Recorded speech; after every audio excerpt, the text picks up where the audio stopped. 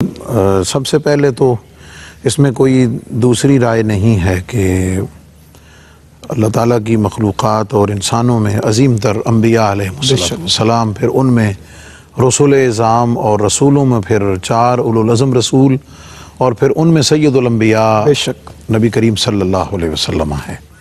اب انہی مراتب کے لحاظ سے جو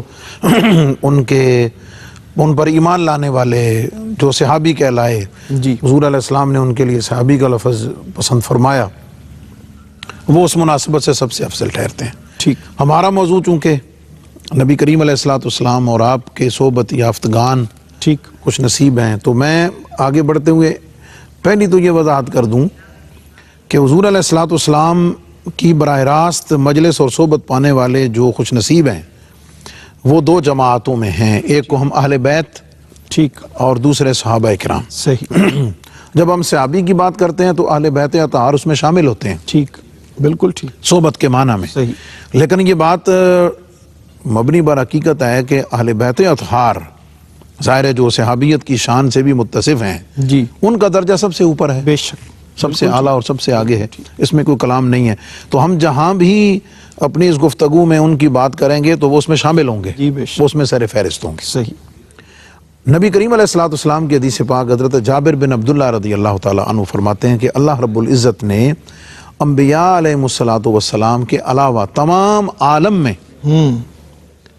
میرے صحابہ کو سب سے بہترین اور سب سے اچھا چنا ہے۔ اللہ اکبر، اللہ اکبر، کہ جن لوگوں کو نبی کریم علیہ السلام کا ظاہری زمانہ اور پھر حضور علیہ السلام کی صحبت عطا ہوئی ہے، وہ انبیاء علیہ السلام کے بعد کائنات کے تمام انسانوں سے افضل ہیں۔ ٹھیک، پھر جب ہم صحابی کی تعریف کو سامنے رکھتے ہوئے بات کریں تو اس میں عمومیت ہے کہ جس نے حضور علیہ السلام کی ایمان کے ساتھ صحبت پائی ہو۔ صحیح، اور اہل سنت کا یہ اس میں بالکل اتفاق ہے کہ اس میں کلام کرنا بھی ضروری نہیں، اس میں دیکھنا بھی ضروری نہیں ہے۔ اللہ اکبر، حضرت عبداللہ ابن ام مکتوم رضی اللہ تعالیٰ عنہ ظاہر ہے اس تعریف میں شامل ہوں گے۔ تو حضور علیہ السلام کی ایمان کے ساتھ مجلس اور صحبت کا عطا ہو جانا، پھر اسی ایمان پر پھر اسی ایمان پر ان کا خاتمہ ہو جانا، یہ عظمت و فضیلت کی بات ہے۔ اب جب ہم اس مجلس اور صحبت کی بات کریں تو یہ بات امت کے ہم سب کے پیش نظر رہنی چاہیے کہ ان یعنی صحابہ کرام کی جو عظمت اور فضیلت کا سبب ہے وہ عبادات نہیں ہیں۔